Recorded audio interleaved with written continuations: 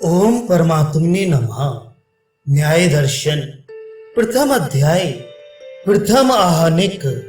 प्रश्न, न्याय किसे कहते हैं? उत्तर, प्रमाणों से किसी वस्तु का निर्णय करना न्याय कहलाता है। प्रमाण किसे कहते हैं? अर्थ के यथार्थ ज्ञान को प्रमा कहते हैं और प्रमा के वास्ते आत्मा को जिन कारणों की आवश्यकता होती है वह प्रमाण कहलाते हैं। प्रमाण से क्या लाभ है? बिना प्रमाण के किसी वस्तु का ज्ञान नहीं हो सकता और बिना ज्ञान के किसी काम के करने और छोड़ने में मनुष्य परिश्रम नहीं कर सकता। इस कारण कार्य में प्रवृत्ति कराने वाला प्रमाण है। प्रश्न, प्रमाण से ज्ञान प्राप्त करने के वास्ते किन वस्तुओं की आवश्यकता है? उत्तर, प्रत्येक अर्थ के जानने के वास्ते चार वस्तु होती हैं। प्रथम प्रमाता अर्थात वस्तु को जानने वाला, दूसरा प्रमाण जिसके द्वारा वस्तु को जान सकें, तीसरा प्रमेय अर्थात वह वस्तु जो प्रमाण के द्वारा जानी जाए, चौथे प्रमिति अर्थात वह ज्ञान जो प्रमाता, प्रमाण और प्रमेय के संबंध से उत्पन्न हो। प्रश्न, अर्थ किसे कहते हैं? उत्तर, जो सुख में सुख का कारण और दुख में दुख का कारण हो उसे अर्थ कहते हैं। प्रवृत्ति किसे कहते हैं? जब प्रमाता अर्थात जानने वाला किसी को जान लेता है तो उसके त्यागने या प्राप्त करने के वास्ते जो परिश्रम करता है उस परिश्रम को प्रवृत्ति कहते हैं। प्रश्न, प्रमाण से चीजों की सत्ता का ज्ञान होता है, उसके अभाव के ज्ञान का क्या कारण है? उत्तर, जो प्रमाण विद्यमान वस्तुओं के अस्तित्व को प्रत्यक्ष करता है वही प्रमाण वस्तुओं के अभाव का ज्ञान कराता है। प्रश्न, न्याय दर्शन में कितने पदार्थ माने जाते हैं? उत्तर, पहला सूत्र, पहला प्रमाण, दूसरा प्रमेय, तीसरा संशय, चौथा प्रयोजन, पांचवा दृष्टांत, छठा सिद्धांत, सातवां अवयव, आठवां तर्क, नौवां निर्णय, दसवां वाद, 11वां शास्त्रार्थ जो जल्प कहलाता है, 12वां व्यवाद जो हार जीत के लिए युक्ति शून्य हो वितंडा कहलाता है, 13वां वह बहस जिसमें एक पक्ष वाला अपना कोई सिद्धांत न रखता हो, केवल दूसरे के सिद्धांत का खंडन करे, हेतुवाद कहलाता है, 14वां छल अर्थात धोखा, 15वां जाति और 16वां निग्रह स्थान अर्थात हारने का चिन्ह। इन 16 पदार्थों के तत्व ज्ञान से मनुष्य मुक्ति को प्राप्त कर लेता है। प्रश्न, ज्ञान सदा प्रमेय का होगा और उसी से मुक्ति होगी, शेष सब कारण उसके साधन हैं। इस वास्ते सबसे प्रथम प्रमेय का वर्णन करना चाहिए था जिसके ज्ञान से मुक्ति प्राप्त हो। प्रमाण का पहले वर्णन करना हमारी सम्मति में ठीक नहीं है। उत्तर, क्योंकि सदा सोना खरीदने से पहले कसौटी का पास होना आवश्यक है और बिना कसौटी के सोने के खरे खोटे होने का ज्ञान नहीं हो सकता। इसी प्रकार प्रमाण के बिना प्रमेय का ज्ञान नहीं हो सकता। ऐसे ही प्रमाण के बिना ये ज्ञान नहीं हो सकता और न ये ज्ञान कि ये प्रमेय आत्मा के लिए लाभदायक है अथवा कि हानिकारक है। इस कारण सबसे पूर्व प्रमाण का वर्णन किया गया है। प्रश्न, प्रमाण और प्रमेय के बिना अन्य पदार्थों के मानने की कोई आवश्यकता नहीं, क्योंकि संपूर्ण पदार्थ जो संसार में विद्यमान हैं वह सब प्रमेय के अंतर्गत आ जाते हैं। उत्तर, संसार में दुख और सुख का अनुभव मन को होता है, इसीलिए किसी वस्तु के देखने से पहले यह ज्ञान उत्पन्न होता है कि वस्तु सुख अथवा दुख का कारण है और ऐसा ही ज्ञान संशय कहलाता है। अतः संशय का वर्णन आवश्यक है। इसके निवारण के लिए निर्णय की आवश्यकता है। प्रश्न, पुनः प्रयोजन क्यों कहा? उत्तर: यदि निर्णय करने का प्रयोजन नहीं हो तो कोई बुद्धिमान तो क्या, कोई मूर्ख भी इतना परिश्रम नहीं करेगा। मनुष्य से प्रत्येक कर्म कराने वाला प्रयोजन ही सबसे मुख्य है। जब मनुष्य दुख से छूटना और सुख को प्राप्त करना अपना प्रयोजन नियत कर देता है, तब उसके कारण की खोज करता है। जब प्रयोजन ही ना हो तो किसके पूर्ण करने के लिए विद्यार्थीपन का कष्ट सहन किया जाए। इसी प्रकार प्रत्येक वस्तु के निर्णय के लिए जो आवश्यक था उसका वर्णन महात्मा गौतम जी ने न्याय दर्शन में कर दिया है। इन पदार्थों का विभाग व वर्णन भली प्रकार इस ग्रंथ में आ जाएगा। महात्मा गौतम जी के न्याय दर्शन का प्रथम सूत्र, मूल और शेष सब सूत्र उसकी व्याख्या है। जो मनुष्य इस दर्शन को पढ़ना चाहे उनको इन तीन बातों का ध्यान रखना उचित है। प्रथम तो उद्देश्य, अर्थात किसी वस्तु का नाम वर्णन किया जाता है, तदनंतर उसका लक्षण किया जाता है, पुनः लक्षण की परीक्षा करी जाती है, अर्थात लक्ष्य घटता है अथवा नहीं। और यह भी ध्यान रखना चाहिए कि जब परीक्षा की जाती है तब उसमें तीन प्रकार के सूत्र, पूर्व यक्ष, उत्तर पक्ष और सिद्धांत आते हैं। प्रश्न: उद्देश्य किसे कहते हैं?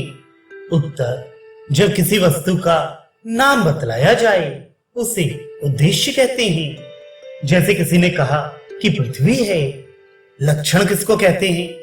जो गुण एक वस्तु को दूसरी वस्तु से पृथक कर दे अथवा दूसरों को इससे विभिन्न कर दे, वह लक्षण कहलाता है। परीक्षा किसे कहते हैं? किसी वस्तु के लक्षण की उस वस्तु में विद्यमानता के लिए जांच की जाती है और यह देखा जाता है कि इस लक्षण में कोई दोष तो नहीं है, उसे परीक्षा कहते हैं। प्रश्न: लक्षण में जो दोष होते हैं वे कितने प्रकार के होते हैं? उत्तर: तीन प्रकार के। प्रथम, अतिव्याप्ति, अर्थात वे गुण जो कि अन्य वस्तुओं में भी देखा जाए। जैसे किसी ने कहा गौ किसे कहते हैं, दूसरे ने कहा सींग वाले जीव को कहते हैं।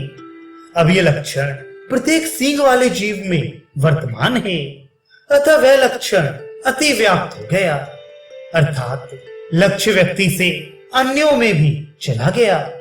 द्वितीय, अव्याप्त, अर्थात वह गुण जो गुणी में विद्यमान ना हो।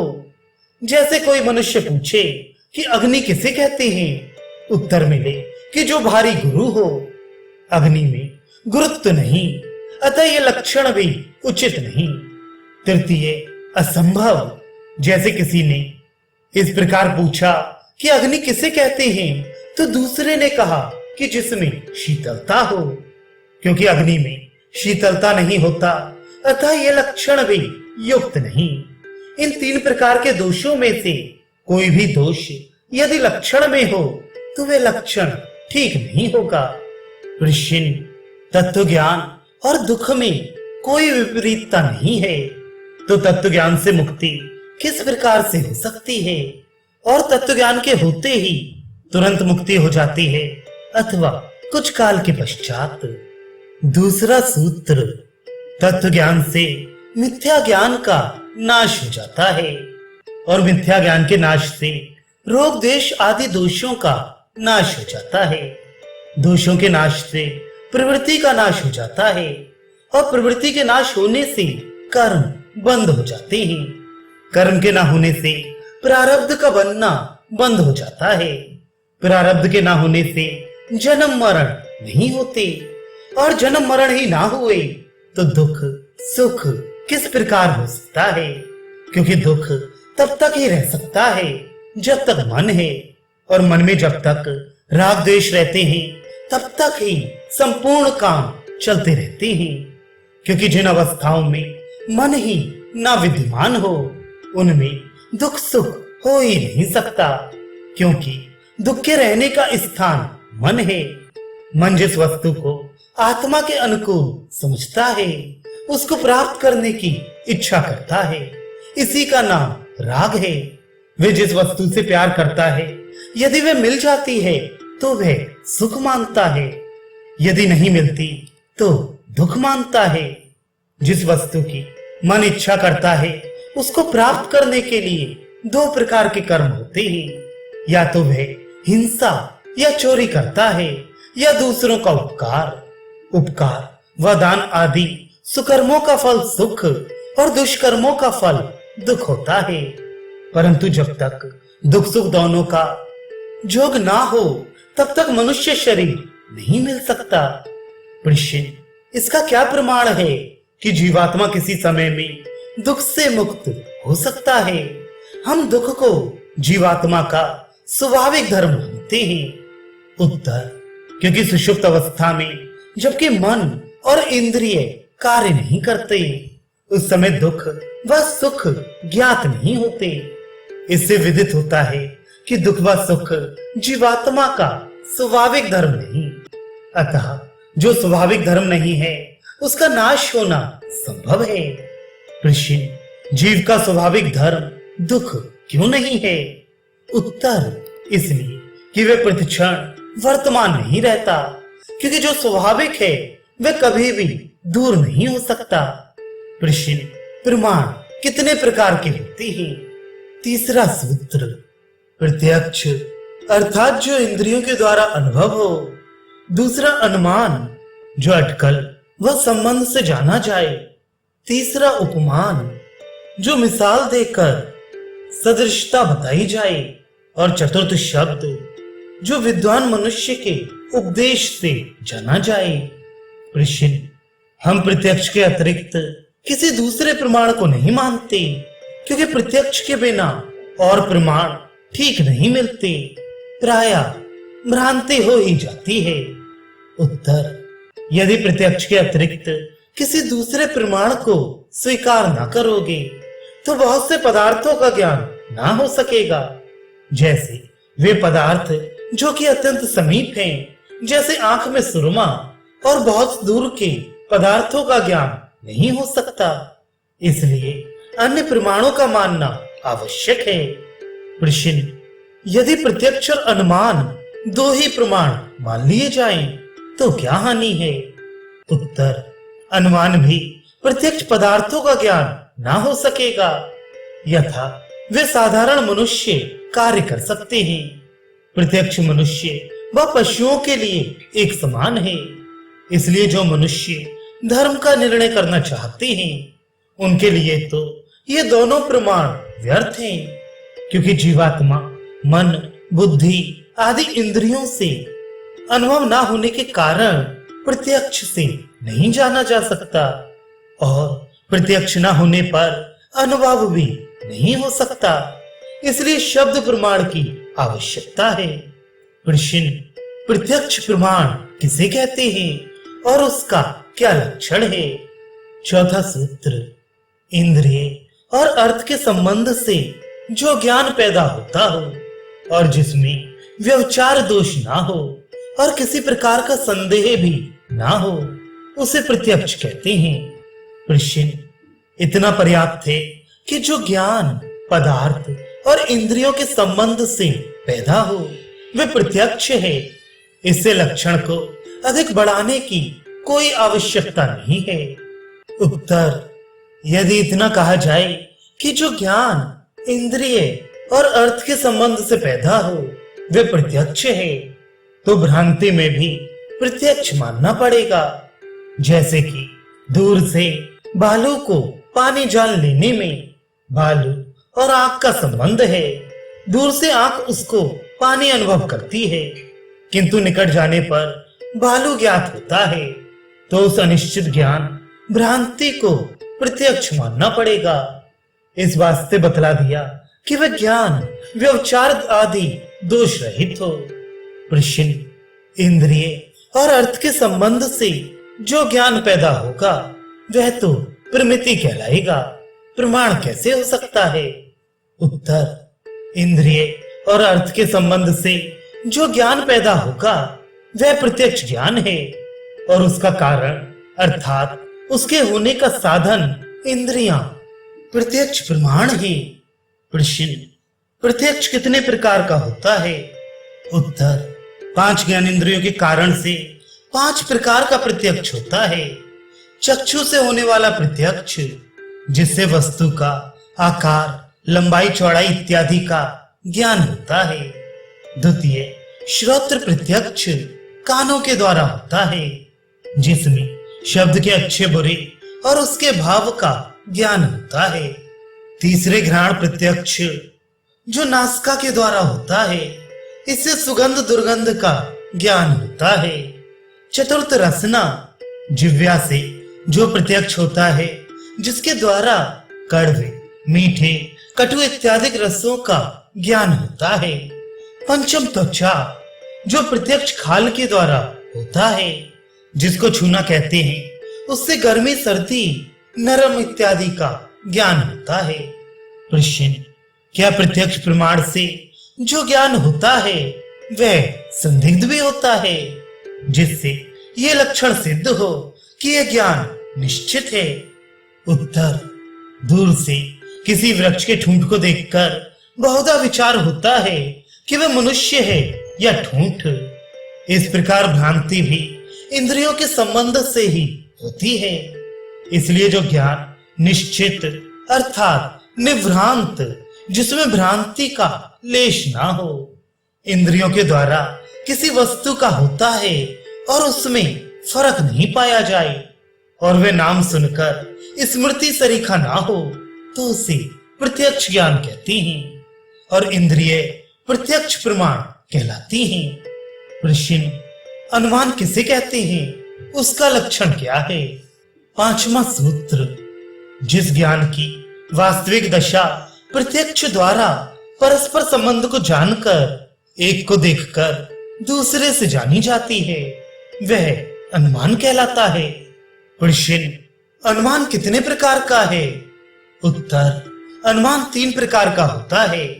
पहला, पूर्ववत, जहां कारण द्वारा कार्य का ज्ञान प्राप्त किया जाए, जैसे घनघोर मेघों को देखकर वृष्टि के होने का ज्ञान होता है, अर्थात पहले जब इस प्रकार का मेघ आया था तो वृष्टि हुई थी, अब फिर वैसा ही बादल आया है, अतः अब भी वर्षा होगी।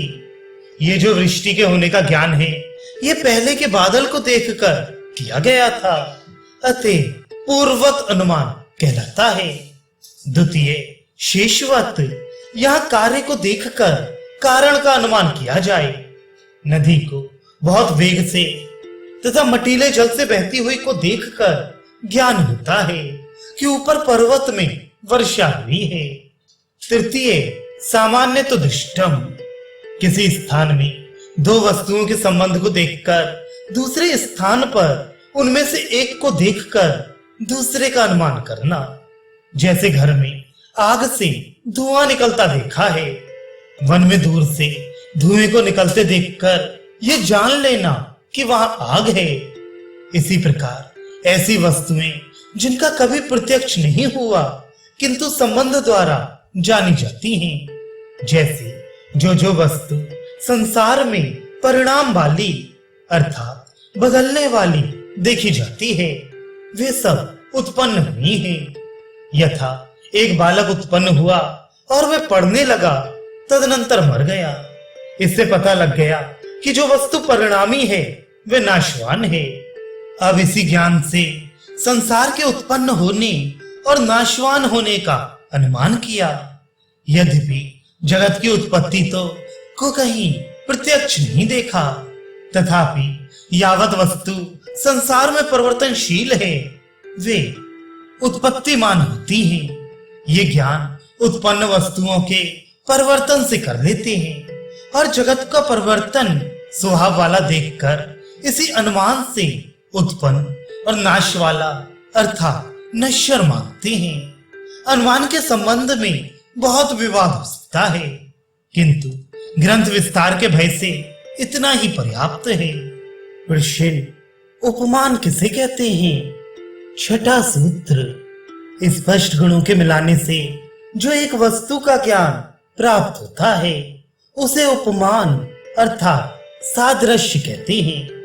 यथा किसी ने कहा कि गौ के तुल्य नीलगाय होती है। जब वह पुरुष जंगल में गया तो नीलगाय को गौ के सदृश देखकर जान लिया कि यह नीलगाय है। इस प्रकार वह स्पष्ट गुणों की तुलना करना उपमान कहलाता है। प्रश्न, उपमान प्रमाण से क्या लाभ है?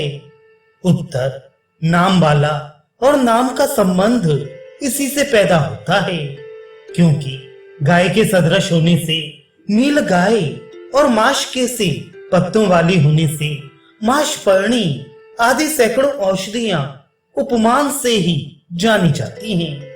इस प्रकार और अवसरों पर भी उपमान से काम निकलता है। प्रश्न, शब्द किसे कहते हैं? सातवां सूत्र, आप्त उस विद्वान, उस सत्य वक्ता को कहते हैं जो पदार्थों के गुणों को जानकर उसकी सत्ता और लाभों को वर्णन करे। अर्थात जिस वस्तु को बुद्धि तथा विद्या संबंधी अन्वीक्षण से जैसा जाना है, उसको वैसा ही बतलाने वाले का नाम आप्त है। यह लक्षण ऋषि, आर्य, म्लेच्छ आदि सबके लिए संगत हो सकता है और सब उसी के अनुकूल आचरण करते हैं। और संसार के हर एक पदार्थ को इन प्रमाणों से जानकर काम करना चाहिए। आप के उपदेश को शब्द प्रमाण कहते हैं। प्रश्न, शब्द कितने प्रकार का है? आठवां सूत्र, शब्द दो प्रकार का है। प्रथम, वे जिसका अभिप्राय संसार में इंद्रियों द्वारा जाना जा सकता है। द्वितीय, वह जिसका अर्थ इंद्रियों से नहीं जाना जा सकता। ये दोनों प्रकार के शब्द प्रमाण कहलाते हैं। यथा किसी ने कहा कि जिसको पुत्र की इच्छा हो वह यज्ञ करे। यहाँ यज्ञ द्वारा पुत्र का उत्पन्न होना या ना होना इंद्रियों के द्वारा ग्रहण हो सकता है। दूसरे किसी ने कहा कि जिसको स्वर्ग की कामना हो वह यज्ञ करे। सो स्वर्ग की प्राप्ति इंद्रियों से नहीं जानी जा सकती, क्योंकि स्वर्ग सुख का नाम है और सुख किसी इंद्रिय का विषय नहीं। प्रश्न, इन प्रमाणों से कौन कौन सी वस्तुएं जानी जा सकती हैं? नौवां सूत्र, ये 12 वस्तु प्रमेय अर्थात प्रमाणों से जानी जा सकती हैं। प्रथम, आत्मा 2 प्रकार का है। एक तो वह है जो सारे संसार में व्याप्त है और सर्वज्ञ है। दूसरे, वह जो कर्मों का फल भोगने वाला है, जिसके भोग का आयतन, मकान, ये शरीर है और भोग के साधन रूप इंद्रियां हैं। और भोग्य पदार्थ अर्थात जो इंद्रियों के विषय हैं वे हैं जो इंद्रियों द्वारा अनुभव किए जाते और भोग बुद्धि अर्थात ज्ञान है। सब पदार्थ इंद्रियों से नहीं जाने जा सकते। अतः परोक्ष पदार्थों का अनुभव करने वाला मन है और मन में राग द्वेष 2 प्रकार के उत्पन्न होते हैं, जिनसे प्रवृत्ति अर्थात किसी पदार्थ के त्याग या अंगीकार करने का प्रयत्न उत्पन्न होता है। प्रेत्य भाव जन्म मरण को कहते हैं। अच्छे बुरे कर्मों का उपभोग फल कहलाता है। फल 2 प्रकार का होता है। एक दुख जिसे बंधन कहते हैं, द्वितीय अपवर्ग जिसे मुक्ति कहते हैं। इन पर अधिक वाद विवाद आगे के सूत्रों में आएगा। प्रश्न, आत्मा के लक्षण क्या हैं? 10वां सूत्र, आत्मा के ये चिन्ह हैं इच्छा, द्वेष, सुख दुख, प्रयत्न और ज्ञान। ये 6 आत्मा के लिंग अर्थात लक्षण हैं। प्रश्न, इच्छा किसे कहते हैं? उत्तर, जिस प्रकार की वस्तु से पहले सुख मिला था उसी प्रकार की वस्तु को देखकर प्राप्त करने के विचार को इच्छा कहते हैं। द्वेष किसे कहते हैं? जिस प्रकार की वस्तु से पहले कष्ट हुआ था उसी प्रकार की वस्तु को देखकर दूर ही से अपनयन का विचार द्वेष कहलाता है। प्रयत्न किसे कहते हैं? दुख के कारणों को दुख और सुख के कारणों को प्राप्त करने की क्रिया को प्रयत्न कहते हैं। ज्ञान किसे कहते हैं? आत्मा के अनुकूल और प्रतिकूल पदार्थों को पृथक पृथक जानना ज्ञान कहलाता है। शेष सुख दुख का लक्षण आगे के सूत्रों में वर्णन करेंगे। शरीर किसे कहते हैं? 11वां सूत्र। जहां बैठकर इंद्रिय पदार्थ के लिए चेष्टा करते हैं उसे शरीर कहते हैं। प्रश्न, चेष्टा किसे कहते हैं? इष्ट या अनिष्ट वस्तु की प्राप्ति त्याग के प्रयत्न का नाम चेष्टा है। प्रश्न, इंद्रियों का आश्रय क्यों कहा? उत्तर, जिसके कृपा कटाक्ष से अनुग्रहित होकर अपने विषयों को इंद्रियां प्राप्त करती हैं, वे उनका आश्रय अर्थात अवलंब है और वही शरीर है। आश्रय या अवलंब किसे कहते हैं?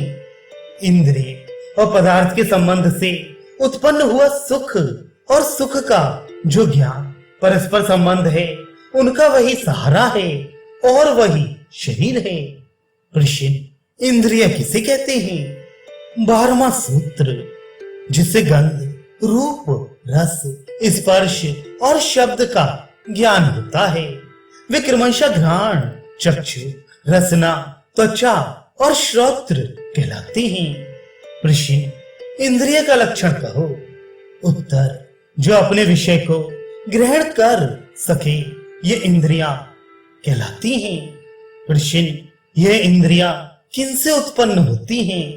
उत्तर, पंचभूतों से अर्थात अग्नि से आंख, पृथ्वी से नाक, वायु से खाल, पानी से रसना और आकाश से कान उत्पन्न होते हैं। और ये पांचों इंद्रियां अपने अपने विषय को ग्रहण करती हैं। प्रश्न, भूत किसे कहते हैं या कौन से हैं? 13वां सूत्र। भूमि, जल, अग्नि, वायु और आकाश यह 5 भूत हैं। प्रश्न, इन भूतों के कौन से गुण हैं जिनको इंद्रियां ग्रहण करती हैं? 14वां सूत्र। पृथ्वी आदि के गुण इंद्रियों के अर्थ कहलाते हैं। पृथ्वी का गुण गंध है। वह गंध पृथ्वी इंद्रिय घ्राण, नाक का अर्थ है। जल का गुण रस है। वे जलेंद्रिय रसना, जिह्वा का अर्थ है। तेज अर्थात अग्नि का गुण रूप है। वे तेज इंद्रिय नेत्र का अर्थ है। वायु इंद्रिय त्वचा अर्थ स्पर्श है जो कि वायु का गुण है। शब्द आकाश का गुण है अतः आकाश के इंद्रिय श्रोत्र कान का अर्थ है। यह अर्थ का अर्थ विषय है। ऋषि, बुद्धि किसे कहते हैं? 15वां सूत्र। बुद्धि, उपलब्धि और ज्ञान ये अलग अलग वस्तु नहीं है किंतु यह एक ही है। ऋषि, क्या बुद्धि भूतों से बनी हुई नहीं है? उत्तर, यदि भूतों से उत्पन्न होती तो जड़ और आत्मा का कारण साधन होती और जड़ रूप कारण को ज्ञान होना असंभव है। यदि कहा जाए कि द्वितीय चेतन वस्तु है तो भी युक्त नहीं, क्योंकि शरीर, त्वचा आदि इंद्रियों के समुदाय से एक ही चेतन है। अतः बुद्धि चेतन के गुण अर्थात ज्ञान का ही नाम है। प्रश्न, मन किसे कहते हैं? 16वां सूत्र। एक काल में दो ज्ञान का ना पैदा होना यह मन का लक्षण है। प्रश्न, मन के मानने की क्या आवश्यकता है? सब काम इंद्रियों से ही चल जाएगा। उत्तर, स्मृति, स्मरण आदि किसी इंद्रिय का विषय नहीं है परंतु उनकी सत्ता अवश्य है। अतः उनको ग्रहण करने वाला कोई अन्य साधन इंद्रिय अवश्य होना चाहिए जो बाह्य इंद्रियों से भिन्न हो और वह मन है, क्योंकि किसी बाह्य इंद्रिय का विषय स्मरण नहीं है। और जब हम विचार में मस्त होते हैं उस समय जो पदार्थ हमारे सामने से गुजर जाते हैं हमें उनका तनिक भी ज्ञान नहीं होता। इसे स्पष्ट प्रतीत होता है कि जब मन इंद्रियों से संबंध रखता है तभी ज्ञान होता है और जब नहीं रखता तब ज्ञान भी नहीं होता। यदि मन कोई पृथक ना होता तो केवल इंद्रियों से ज्ञान होता और एक ही काल में पांचों इंद्रियों के विषयों का ज्ञान भी हुआ करता। ऐसा होता नहीं, अतः मन को मानना पड़ता है। प्रश्न, प्रवृत्ति किसे कहते हैं? 17वां सूत्र। इस सूत्र में बुद्धि से मन अभिप्रेत है। मन, इंद्रिय और शरीर का काम में लगना प्रवृत्ति कहलाती है। यदि मन अकेला काम करता है तो वह कर्म मानसिक कहलाता है, और यदि मन और वाणी दोनों मिलकर उस काम को करते हैं तो वह वाचक कर्म कहलाता है। यदि मन, इंद्रिय और शरीर मिलकर काम में लगते हैं तो वह शारीरिक कर्म कहलाता है। प्रश्न, प्रवृत्ति किस काम में होती है? उत्तर, पुण्य या पाप में। अर्थात जो भी कर्म किया जाएगा उसे पुण्य या पाप अवश्य होगा। पुण्य किसे कहते हैं? जिसका फल अंत को सुख हो, अर्थात भावी सुख के कारण का नाम पुण्य है। पाप किसे कहते हैं? जिसका फल आगे को दुख हो। प्रश्न, दोष किसे कहते हैं? 18वां सूत्र। प्रवृत्ति के कारण अर्थात प्रवृत्ति के कराने वाले को दोष कहते हैं। प्रश्न, प्रवृत्ति को कौन करवाते हैं? उत्तर, राग, द्वेष और मोह ये तीनों जीव के प्रवृत्ति को करवाते हैं। यही दोष है। प्रेत्य भाव का लक्षण क्या है? 19वां सूत्र। इंद्रिय और मन का शरीर के साथ जो संबंध है उसके टूट जाने का नाम प्रेत है, और प्रेत के दोबारा जन्म लेने को प्रेत्य भाव, मरकर जन्मना कहते हैं। अर्थात सूक्ष्म शरीर के साथ जीव का एक शरीर से निकलना प्रयाण कहलाता है। प्रयाण जो करता है उसे प्रेत कहते हैं, और उस प्रेत का अन्य शरीर के साथ जो संबंध का पैदा करना है वह प्रेत्य भाव, आवागमन कहलाता है। सो यह अनादि जन्म से लेकर मुक्ति की अवस्था तक बराबर लगा रहता है। प्रश्न, प्रेत्य भाव के होने में क्या प्रमाण है? उत्तर, बुद्धि के संस्कार और कर्मों का भिन्न भिन्न प्रकार का भोग, क्योंकि जीव का स्वभाव इस प्रकार का है कि यह संसर्ग से संस्कृत होता है। अतः जैसे जन्म में जीव रहता है उसी प्रकार के स्वभावों के संस्कार मन पर अंकित हो जाते हैं, जो बालकों की स्मरण शक्ति और स्वाभाविक वैचित्र्य पर विचार करने से स्पष्ट अनुभूत हो सकते हैं। प्रश्न, फल किसे कहते हैं? 20वां सूत्र। प्रवृत्ति और दोष से उत्पन्न जो सुख दुख का ज्ञान है वह फल कहलाता है।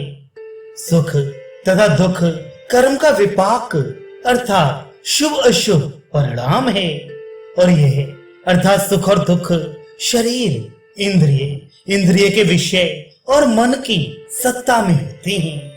अतः शरीर आदि के द्वारा ही फल मिलता है।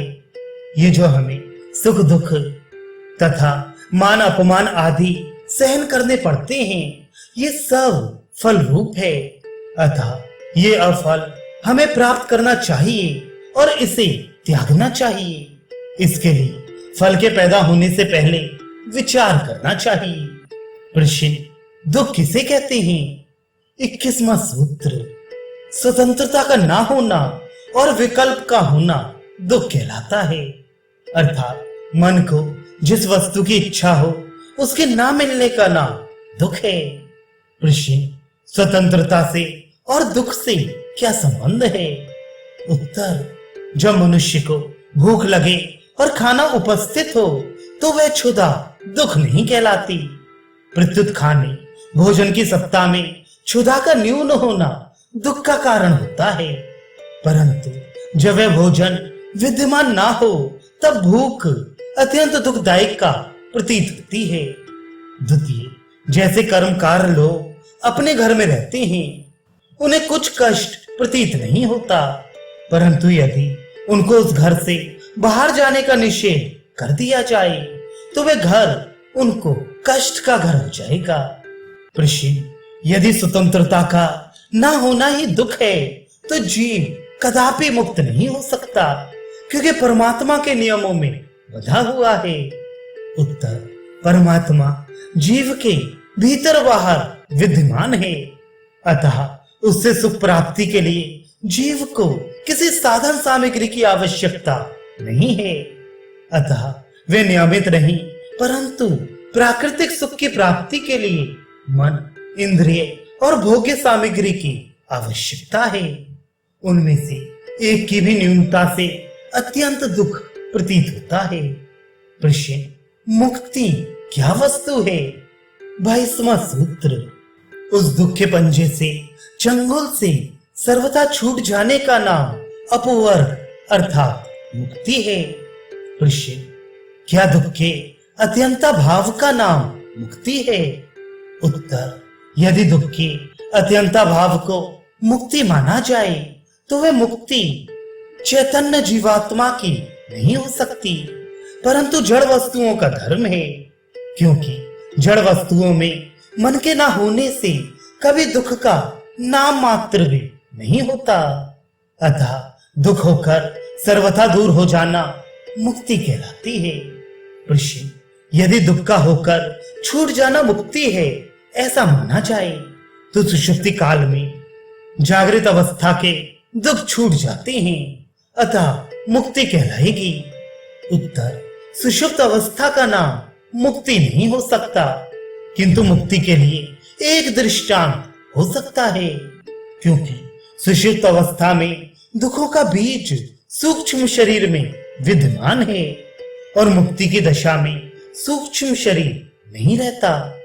प्रश्न, मुक्ति में दुख का नाश हो जाता है तो संसार में सब लोग मुक्त हो जानी चाहिए। उत्तर, अतएव तो ऋषि ने सर्वथा दुख से पृथक होना मुक्त कहा, अन्यथा दुख के नाश को मुक्ति बतलाते। प्रश्न, क्या एक बार दुख से छूटकर फिर बंधन में तो जीव नहीं आता?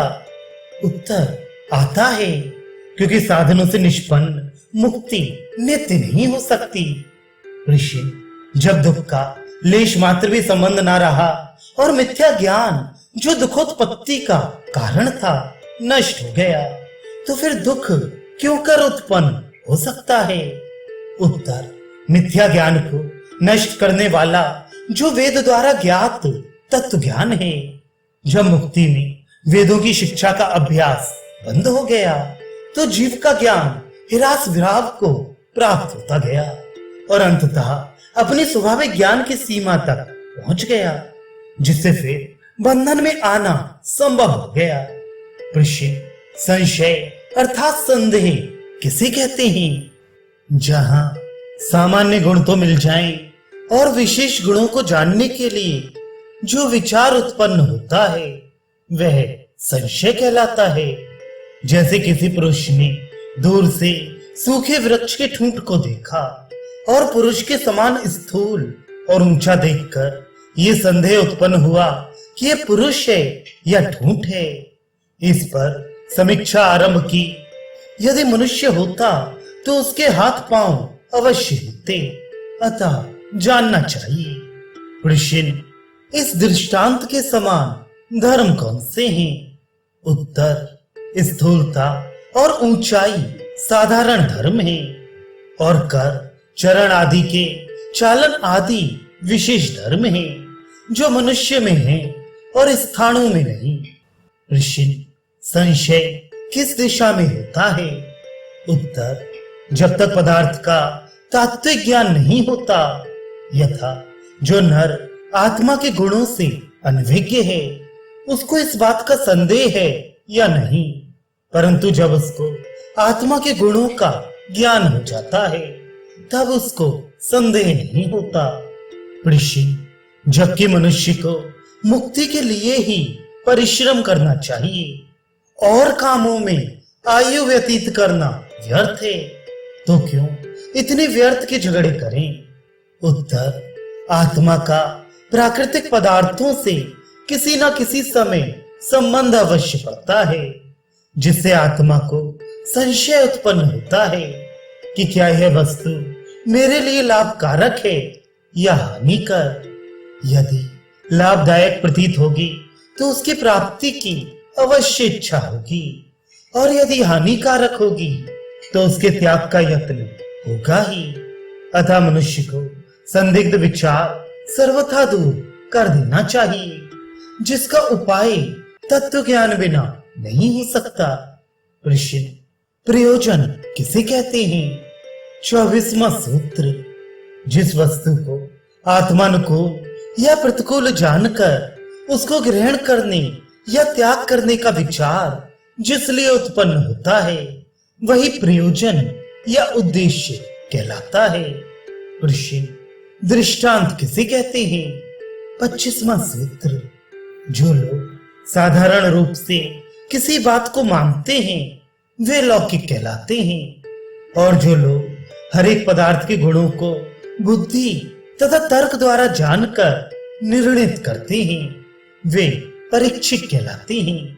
जिस पदार्थ को लौकिक और परीक्षिक एक साथ समझते हैं उसी को दृष्टांत कहते हैं। दृष्टांत के विरोध से ही प्रतिपक्षियों के सिद्धांत खंडन किए जाते हैं और दृष्टांत के ठीक होने से अपने अंगीकृत सिद्धांतों को दृढ़ किया जाता है। प्रश्न, सिद्धांत किसे कहते हैं? 26वां सूत्र, सिद्धांत 3 प्रकार के होते हैं। प्रथम तंत्र, द्वितीय अधिकरण सिद्धांत, तृतीय सिद्धांत अभ्युपगम सिद्धांत। और तंत्र सिद्धांत 2 प्रकार का होता है। प्रश्न, तंत्र किसे कहते हैं?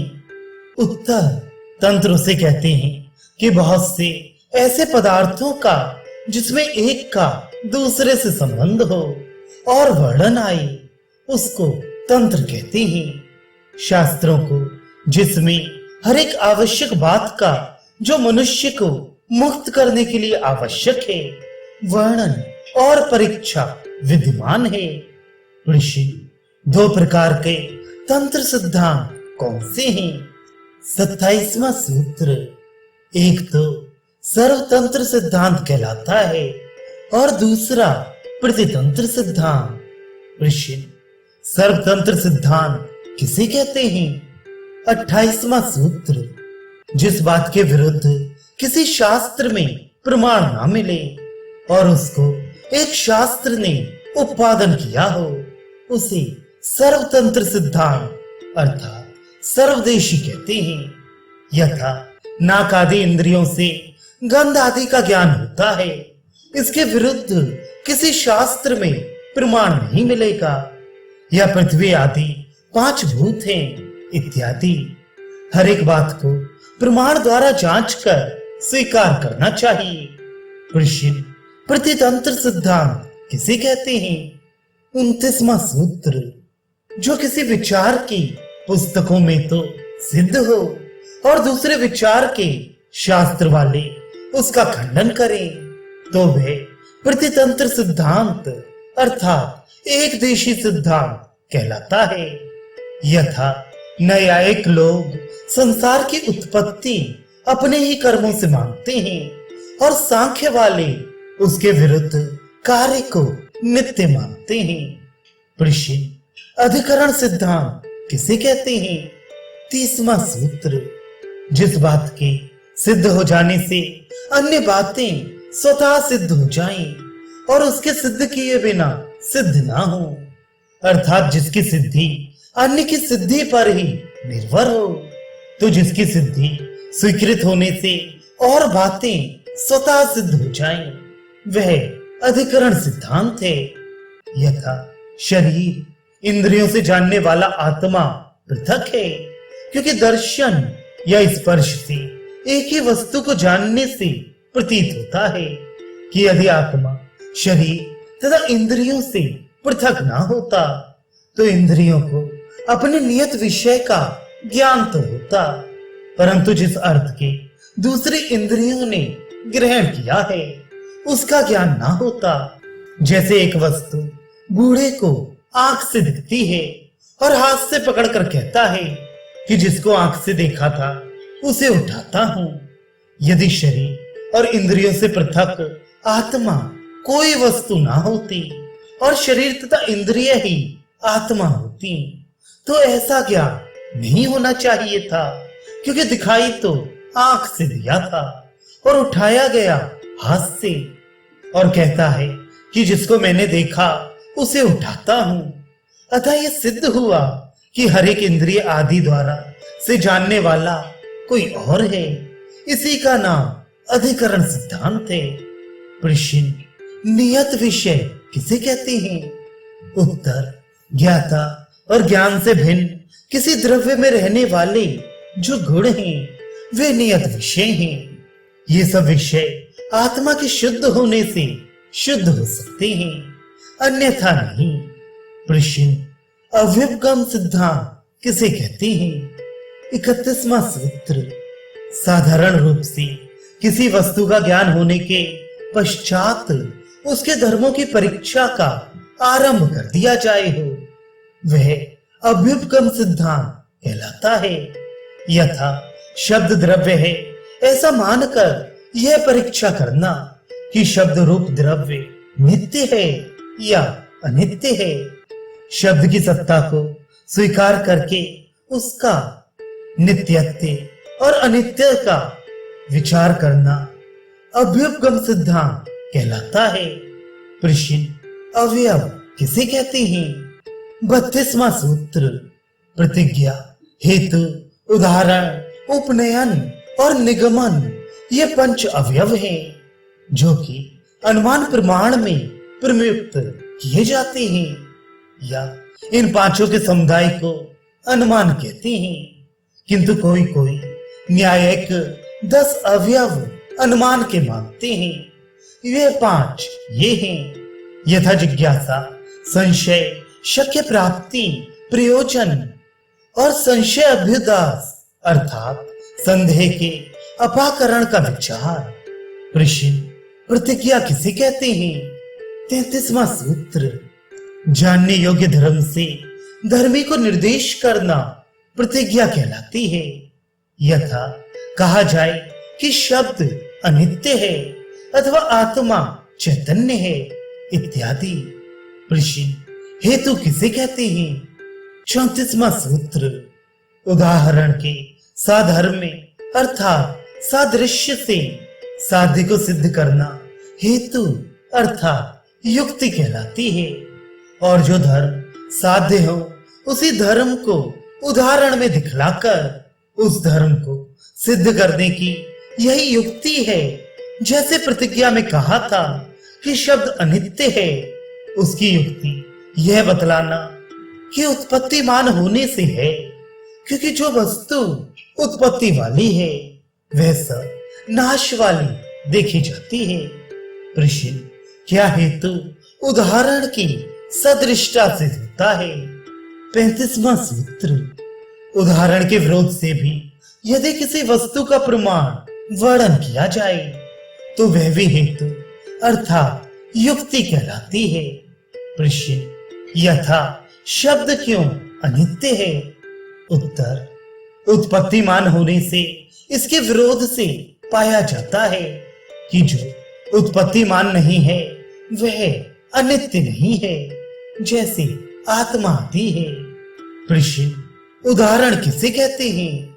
36वां सूत्र, साध्य के सदृश धर्म वाला होने से उन दोनों के धर्म की समता करना उदाहरण है। और साध्य 2 प्रकार के होते हैं, एक गुणी, दूसरे गुण। जैसे किसी ने कहा है कि शब्द में अनित्य तो है अर्थात वह नाश होने वाला है, दूसरे शब्द अनित्य है। हर एक वस्तु में अनित्यत्व दिखाई पड़ता है। प्रश्न, अनित्य किसे कहते हैं? उत्तर, सत्तावान, जिसकी सत्ता संभव हो को, जिसका उत्पन्न होना और नाश होना आवश्यक हो। प्रश्न, अनित्यत्व क्या वस्तु है? उत्तर, उत्पत्ति का होना। अब जो वस्तु उत्पन्न हुई होगी उसमें अनित्य के उपस्थित होने से उसका अनित्य होना आवश्यक है। जहां उत्पत्ति का अभाव होगा वहां अनित्यत्व का भी अभाव होगा, अर्थात कोई पैदा हुई वस्तु शेष नहीं रह सकती और ना कोई अनादि वस्तु अनित्य हो सकती है। प्रश्न, क्या उदाहरण धर्मों के समान होने में ही जा सकता है या कोई अन्य दशा भी है?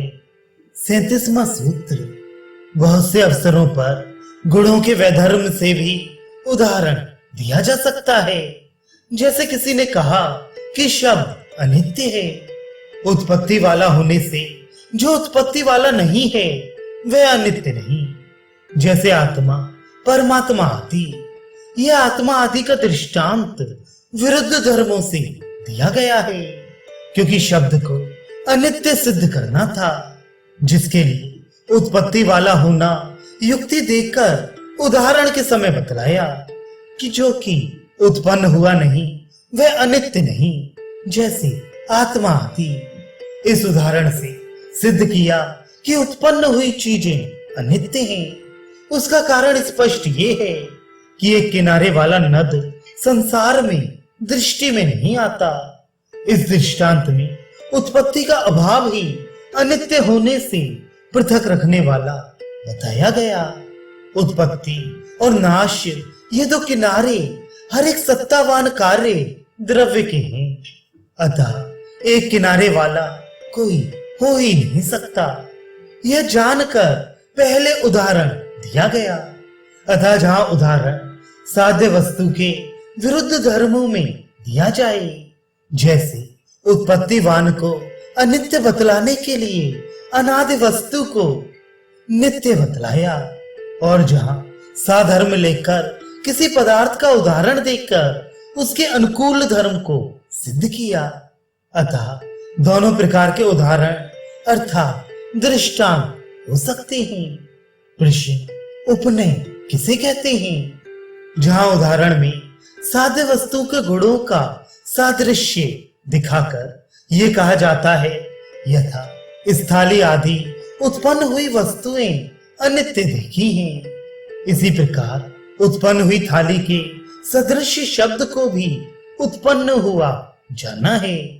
इसलिए कहना कि जिस प्रकार थाली आदि उत्पन्न वस्तुएं अनित्य हैं, इसी प्रकार अन्य शब्द भी अनित्य हैं। इसी प्रकार जहां आत्मा आदि अनादि वस्तुओं को नश्वर न देखकर ये विचार करना कि शब्द अनादि नहीं, इसलिए ये नित्य नहीं।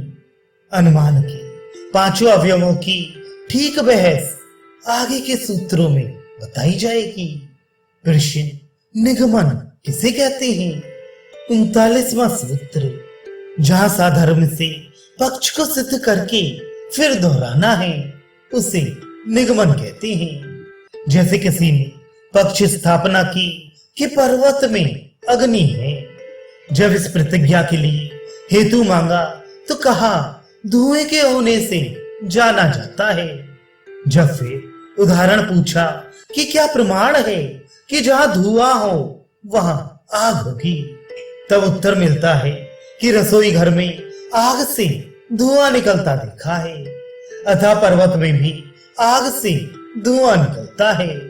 जहां धुआं होगा वहीं आग होगी, अतः पर्वत में अवश्य ही आग है। प्रश्न, प्रतिज्ञा को पृथक बतलाइए। उत्तर, पर्वत में आग है ये प्रतिज्ञा है, धूम वाला होने से ये हेतु है। रसोई घर में आग से धुएं का निकलना उदाहरण है, और जहां जहां धुआं होगा वही आग होगी, यह उपनय है। ऐसे ही पहाड़ में आग है, यह निगमन है। प्रश्न, तर्क किसे कहते हैं? 40वां सूत्र, जिस वस्तु के तत्व को ठीक तौर पर ना जानते हो उसके जानने की इच्छा का नाम जिज्ञासा है।